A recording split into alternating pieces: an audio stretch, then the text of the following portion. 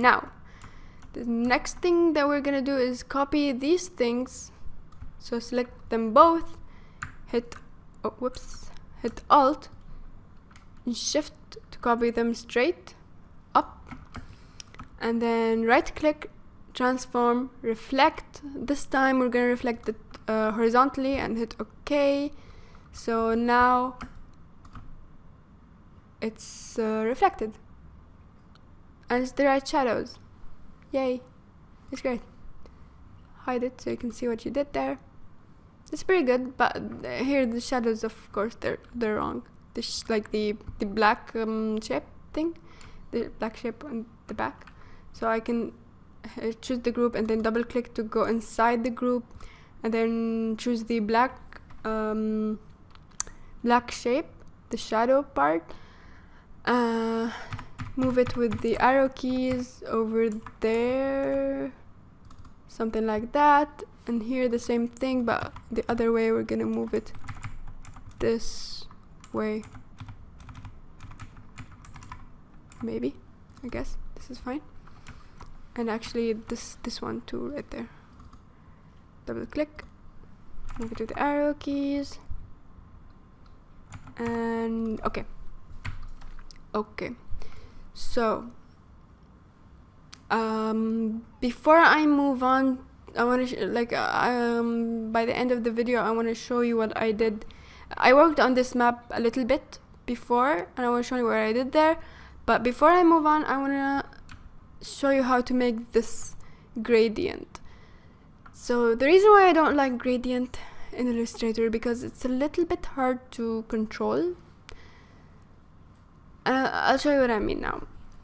Let's create this shape first. Of course you can't create or you can, I'm not gonna say you can't, but it's easier to create this with the pen tool than in using like actual shapes from over here, maybe ellipse, and then cutting the ellipse and stuff. This will take a long time. So let's hit the P and create this shape. Hit Shift, and as I said before, to create a curve, you just need to click and hold, then move your mouse, and you can create this curve thingy. Now, you may notice that if you just went ahead and clicked again, it won't give you a straight line, because here you have a handle, and when you clicked here, the program automatically created a curve to go with this handle that was created before, and you don't want that. So you're gonna Control Z and then go to this point right there, and when you see this mark, the arrow thing, I guess arrow, you can hit it and you can see that the handle is gone. So now when I create a straight line, it will go it will give me a straight line just like I wanted. You have to remember that sometimes that might be a bit annoying actually. Okay, and then when you see this circle, click and drag so you can create the curve. Now if you want to edit these curves, you can hit A and then go to the handle and just move it around a little bit. Maybe change the curve a little bit, maybe this way. I guess this is fine. Okay, now we're gonna create that. Oh, let me make a stroke first. I want it to be stroked for some reason, and then I want it to be on the inside. Okay, we're gonna create that gradient. So to create a gradient, instead of hitting the fill box or the stroke box, there's here a tiny gradient box right there. So you can click that, and then you will get this menu right here that you can control the gradient with. So here's the thing, you can't, at least as far as I know, you can't create a curved gradient with Illustrator. You can create a radial gradient, like here right now it's linear. If you click right there, you can create a radial gradient. and you can use that, manipulate it a bit so you can get a curved one. So to do that, just choose the radial, and then I'm gonna choose the color. Let me see, what was the color again? Oh, it was yellow and orange. So I'm gonna use yellow. Oh, I don't have any colors here. Right, I want to show you how to get colors. If you don't, if it probably won't happen, but if your document was without any colors, go to swatches right here. If you don't have that, go to window and then swatches down there, swatches, and you can just go to this arrow right there, and then you can open swatch library here and maybe choose whatever you want. Actually, this is just a bunch of colors here, so let's choose nature.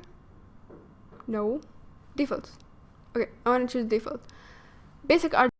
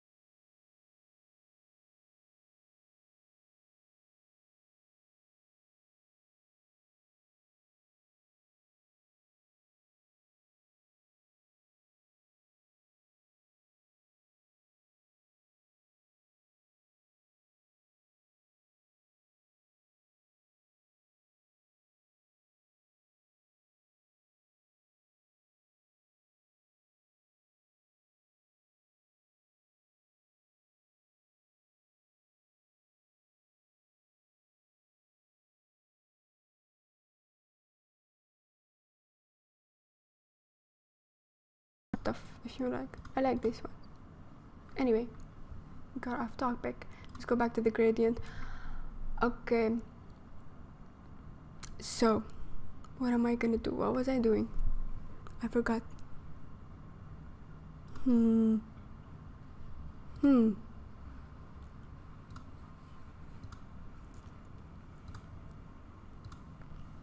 Okay, so what I'm doing here is I'm figuring out why I can't, why I don't have anyone here, because I showed you how to get the RGB colors tab, but when I click here on this, on this one, double click on this part, like the black part of the gradient, you're supposed to get the colors here, and then choose a color which will change this gradient. You can also like change it from over here. You can change the K, but that's how you get the colors that you want. So that's weird. I figured it out. Finally. I actually Google figured it out. I searched Google. Anyway, so what you're gonna do, like when we got the basic RGB, or there's another one called print.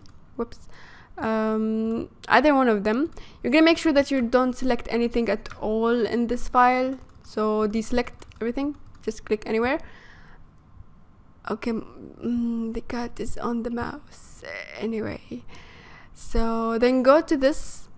Let's take the print because it has a bit more, I think, colors. Okay, select the first swatch, and then select the hold shift, and then select the final swatch. That will choose them all. Go to this arrow drop menu thing, and then click on add to swatches. So when we go to swatches, we have all those swatches or colors that we just added. Now let's zoom in. When I click on this gradient, he's so cute. Okay, when I click on the gradient and then go to the black gradient slider over here, double click on it, yay, now I get all the swatches that I have. So maybe what was the color I wanted? I want orange. Okay, let's select orange. Oh, this is a bad orange though. So if you go to this color palette thing, you can change some of the attributes, like make them darker or something. I don't know. Then darker. Okay.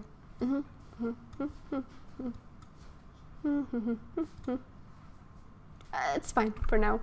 It's okay. We're gonna change the white one to, come on, double click. We're gonna change the white one to a yellow or an orange. Yeah, I like the light orange more actually. This one? No, this one. Yellow? No, orange. Wait, whoops. Double click here. Let's see if we can make it a little bit yellower. Yeah, it's pretty good, I guess. It's fine. Now hit G to select the gradient tool, which was over here. Now this will allow you to actually control the way the gradient looks like. So what we're gonna do is make it bigger by, you see this square. When you see this square next to the arrow, which is on the left, what do they call it, anchor or point of the circle? Yeah, I guess. You click and drag. That will make it bigger. That will scale it up or down. So let's scale it down or scale it way up. And I actually want it to be, whoops, I actually want it to be way up. Of course, right, so you see here how we have orange and then yellow and then orange. That's because they have 3 colors in the gradient. We only have 2 now. What we're gonna do is move this yellow gradient slider to the middle, and then we're gonna go right next to the orange one and click where you see this plus sign. This will add another gradient slider, and then you choose that, click it and drag it to the very far. So now we have 3 colors. Now when you edit this gradient, make it an ellipse maybe and move it. You can move it when you see this solid arrow. Just move it here. You can see that we're starting kinda to get the same shape, but of course it needs some editing. So let's rotate it. When you see this rotation symbol thing, you rotate it and then make it a bit bigger and more ellipsy. Let's adjust the colors. So you can either adjust from here the gradient sliders, like here you see it's changing if you edit these, or you can change from here. You have the same slider here, so you can click this when you have the hand and change it. So yeah, you just tweak it until you get something that you like. This is fine for now, I suppose. Yeah, it's not bad.